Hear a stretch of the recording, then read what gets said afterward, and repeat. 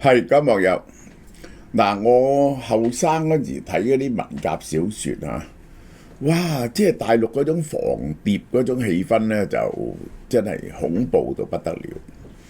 我有一個親戚啊，係澳洲人翻去大陸旅行咁樣，就係佢哋嗰架火車有人攞張有毛澤東嘅樣嘅報紙包垃圾劈啊，成架火車俾人哋扣留晒。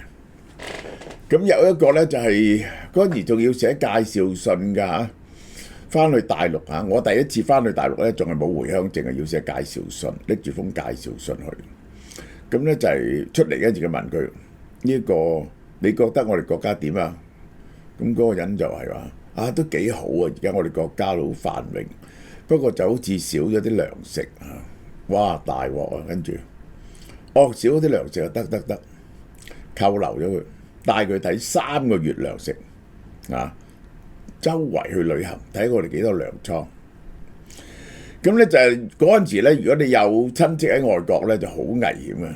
即係成人哋都覺得你係間諜嚟㗎嚇，呢個嚇好多人咧就係你覺得嗰啲人，咦我好似有啲鬼佬嘅關係喎，或者講啲嘢有一句説話唔正常就係特務。而家係呢個 situation。好啦，嗱，嘉麟金月啊，希望大家早啲買啊嚇。咁就係因為即係限量版啦，呢個嘉麟金月，我哋未試過買得咁平嘅，今次特別買得平，今年係唔緊要啦。就係2016年開始賣已經係228蚊啦，而家198蚊。呢個金沙奶黃月最好食㗎啦。另外呢個傳統嘅呢個雙黃白蓮蓉。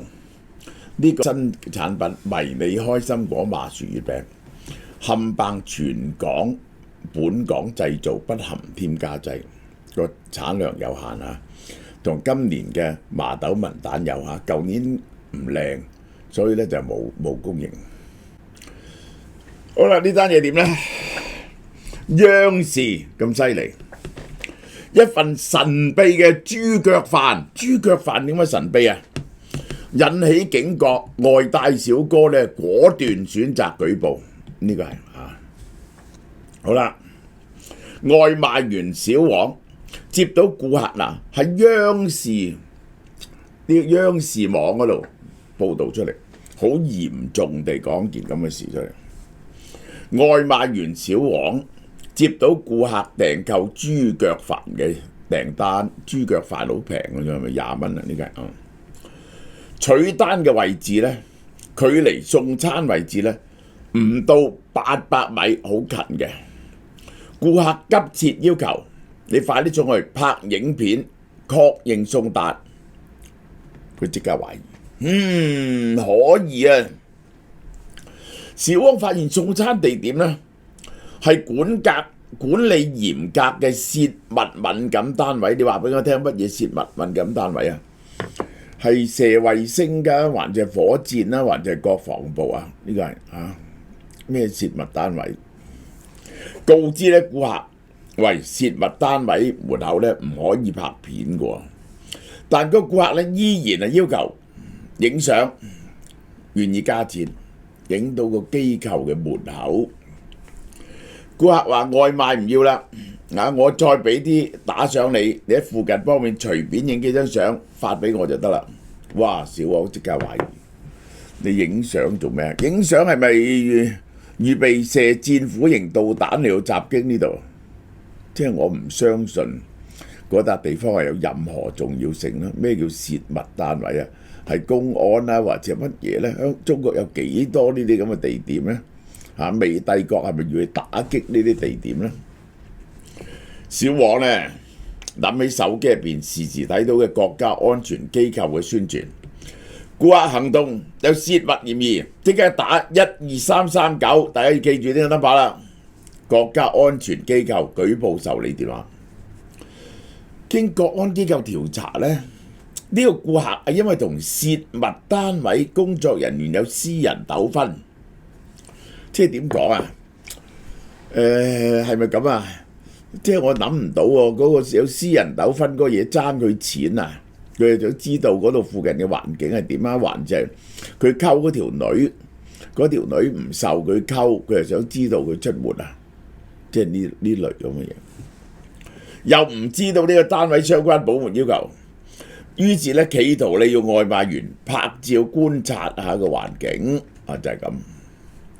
調查結果排除咗呢個顧客係同境外間諜情報機構勾連泄密，喺種私人糾紛，影啲相出嚟，預備睇下有咩位可以匿埋僕人啊，即係之類呢啲咁嘅嘢啊，呢個呢啲咁嘅嘢。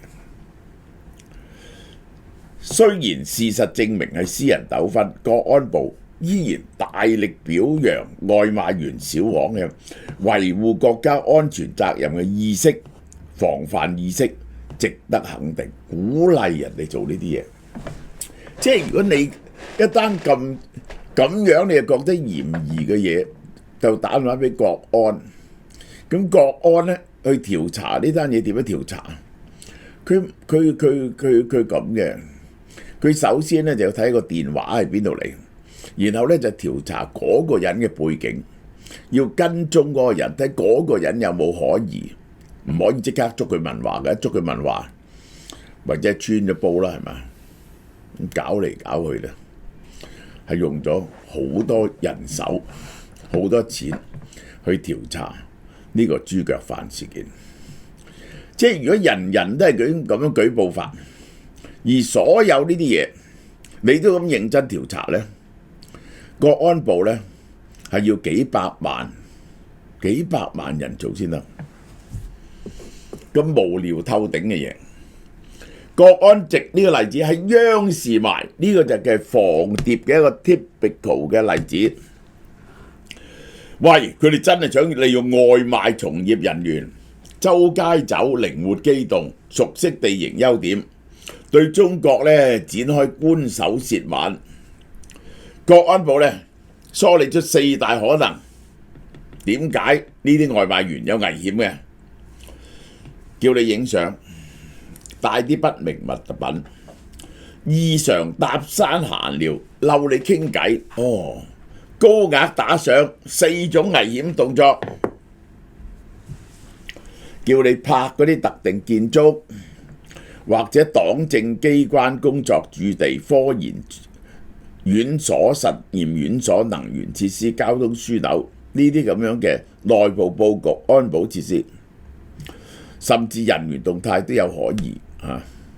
即係咧呢啲咁嘅嘢咧，我係想咁講啦，即係有幾多建築物係真係有咁嘅重要性嘅咧？呢啲咁嘅機構咧攤出嚟喺地圖度咧就揾到嘅我唔知啊，外國就用 Google Map 已經睇到噶啦，呢個係嗰度建築物係點點解會係變咗係重大嘅秘密咧？呢個就係好啦，凡係影呢啲地方或者影啲人都係可疑嘅。如果佢叫你帶一啲唔係餐食嘅小型物品，包括 U 盤、內存卡、文件袋、不明電子設備、夾帶食品，煮去指定地點，都係危險行為。我唔係好明，因為我人蠢。嗰個嘢叫外賣，點會俾到樣嘢你帶去嘅？呢個係呢個嘢唔喺度啊嘛，嗰嘢打電話嚟嘅啫嘛，叫外賣。咁點會俾到一樣間諜嘅嘢？你帶去嗰個送外賣嘅地方咧，除非佢親自嚟點外賣，咁咧你就見到佢個樣啦，係咪？而且咧個間諜就暴露咗啦，呢個就係。咁先你交到樣嘢，我嚟叫個豬腳飯俾樣嘢你，我交去嗰度，係咪咁啊？好啦。反覆問送餐區域特定單位，尤其是泄密敏感單位人員作息、安保換班時間，以好奇做研究名義套取信息，都列為威脅。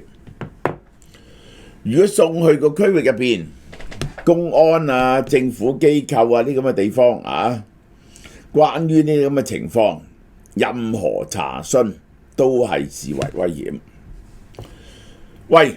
呢樣嘢大鑊啦！訂單報酬異常豐厚，有專門打賞嘅小費，呢個好危險。喂，所以咧你喺大陸叫外賣咧，千祈唔好俾多啲錢佢，俾多啲錢佢咧，你變咗間諜啊！要求十分模糊，送到某地有人接應，放在指定嘅隱蔽住跡可，亦都會被認定係可疑嘅。國安部強調，近來境外間諜情報機構喺中國內嘅活動，披着以普通甚至友善嘅外交進行滲透，方式更加隱蔽，防範難度更加大。即係咧，佢就話咧，外國派好 Q 多間諜嚟中國，無所不入，水銀深地，做啲好普通嘅嘢。即係咁 labour intensive 嘅嘢咧，唔係美國嘅間諜嘅作風啊！而家美國嘅間諜咧，主要係呢一個係用呢個高科技嘅，呢個就係咁呢啲咧要用好多人。豬腳飯充分顯示中國國安部門草木皆兵，將普通私人糾紛上升到國家安全高度，顯示當局極度敏感嘅政治神經。即係自從呢一個有極度敏感嘅政治神經，就立即咧就諗到啦。一個簡單嘅外賣拍照，竟然動到國安機構調查，結果證明即係私人恩怨。你諗下，使10幾個國安搞幾日咁，10個8個咁樣點算點咧？你要有幾多國安咧？國安部咧將呢個荒謬案例當作正面典型，值得宣傳嘅嘢，全民學習外賣員嘅警覺性。哇！邊個咧去廁所去好耐喎？佢喺廁所度係咪全程報俾人咧？佢又冇攞廁所紙喎，咁好可疑。當局試圖營造全民皆兵嘅緊張氛圍。中國國家安全部7月31號發出警告，境外間諜機構及別有用心人士可能透過共享流動電源進行滲透民主黨嘅機會。國安部聲稱不法分子可能喺共產黨嘅流動電源加裝微型電腦產品。呢啲咁惡意產品喺充電過程咧偷你嘅相social contact 電話之類啲嘢。有3種方法嘅，點樣俾個喺個流動電源嗰度做間諜。第一就硬件改造，共享流動電源嘅叉電嗰個嘢咧投放難以嚴密把關嘅弱點。喺內面加裝微型電腦晶片，惡意配件。第二種手法係權限陷阱，利用用戶手機告急嘅焦慮心境，氹你去嗰度叉電哇！好焦急，點去嗰度叉電？嗰度原來咧而且有啲誘導性指示咧，咪信任呢個裝置咁你點咗，咁變咗木馬屠城啦。第一就係喺硬件度裝咗，第二咧就係你去插入去嗰陣時咧，佢叫你信任。第三咧就係用軟件喺共享流動電源，首先植入間諜軟件木馬程式，將用戶手機變成全天候嘅監視器。只要一入到呢步咧，你嘅手機咧就變咗佢嘅一部分。呢個係第4種嘅數據匯集。境外間諜機構企圖利用非法獲取共享流動電源後嘅呢個流動電源後台嘅營運數據，利用 AI 技術深度挖掘，分析到用戶更加省嘅錢。好啦，國安部咧提出3大防衞建議揀啲好嘅品牌，唔好將智能裝置授權俾流動電源嗰啲非數據傳輸，唔好授權俾人。使用完畢後，個手機咧好熱耗電劇增運行卡咧卡住個手機，彈出廣告，立即停止使用。你個手機熱，咁可能係嗰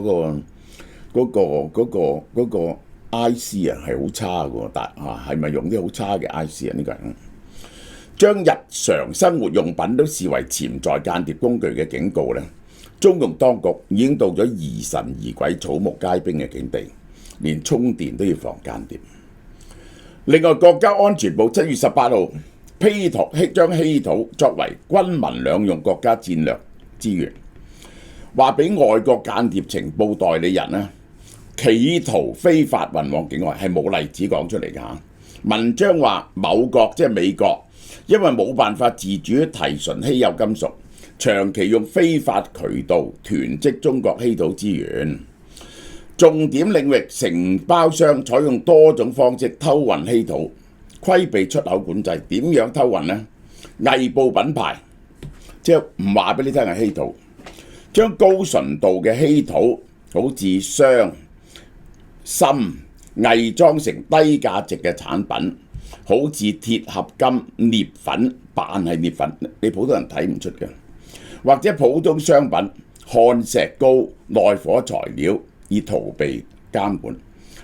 嗰個最大嘅問題呢，如果你要運一啲稀土出境呢，第一最大嘅問題呢，就係你能唔能夠攞到啲稀土先，因為呢稀土呢唔係周街有得賣嘅嘢嚟㗎，呢個係戰略物資啊。咁根本普通人呢就好難攞到，要偷到出嚟呢，一定要係喺稀土行業或者稀土廠做嘅人先有可能偷到出嚟。第二呢，你如果運呢啲，其實呢啲咁嘅稀土呢，你咁樣嘅方法運到幾多出嚟呢？你好難運幾百噸、幾千噸出嚟，係咪？你偷運少少就得，唔係鑽石嚟㗎呢個。夾帶私貨，話係將稀土粉末混入瓷料、瓷磚原料，藏於礦泉水瓶等載體。冒用合金配件、機器零件、模糊標籤偷運出境，溝咗去變咗第二啲嘢，呢個就係其他方式咧，偽造唔係中國原產嘅標籤轉口，即係話唔係中國做嘅轉口啫，其實溝咗啲稀土落去。偽報含量成分，話俾個成分係唔啱嘅，用快遞小包。少量運輸方法，試圖規避中國出口管制，呢啲要好大嘅 operation， 即係如果你要搞大數量啊，國家安全機構聲稱佢掌握確實證據之後呢，就會迅速行動，打擊非法出口，成功切斷稀土相關物件出境嘅渠道。呢種草木皆兵嘅安全觀啊，係浪費國家資源，造成社會恐慌情緒。讓人民喺正常生活呢都提防被間諜嫌疑人，係好大鑊嘅。個國家人同人之間呢係冇晒信，平嘅呢個人參雞眼依然係買一送一啊，69蚊，即係34個半。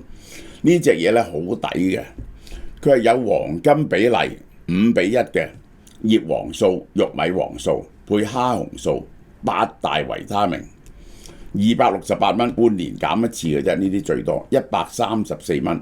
睇嗰個藍光睇得多呢，你最好食下呢啲嘢。好啦，嗱，8月嘅優惠嚇，8月嘅優惠。